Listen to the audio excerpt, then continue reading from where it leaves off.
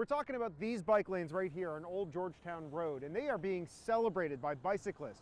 But a new petition is calling them ill-advised and asking for them to be removed immediately. Two neighbors directly opposed when it comes to these bike lanes. I really support it. There's consistent congestion now.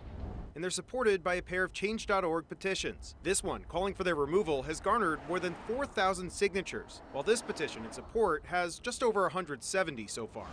According to the Maryland Department of Transportation, the bike lanes were put in this fall, in between the area just south of the Beltway and Nicholson Lane in North Bethesda, turning a 6-lane highway into a 4-lane one.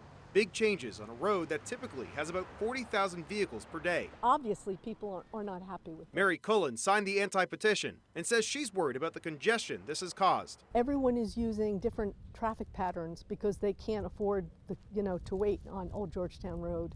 They're going down side streets like the one here, which is on Wilmette Road. And she's not the only frustrated driver. The petition has dozens of comments, some calling the change ill thought out or perilous. In a statement, MDOT said that they are, quote, balancing their effort to reduce fatalities with the travel times for motorists. For me, it's definitely worth an extra few minutes. Neighbor Marcy Rogers says she supports the bike lanes. People who opt to bicycle should be able to do so in peace and should be able to do so in a way that is safe to them. Her thoughts echoed by Peter Gray from the Washington Area Bicyclist Association. It's important because we've had enough people dying on these roads using the sidewalk, and maybe it's worth it to spend a few extra minutes in traffic to avoid other people dying.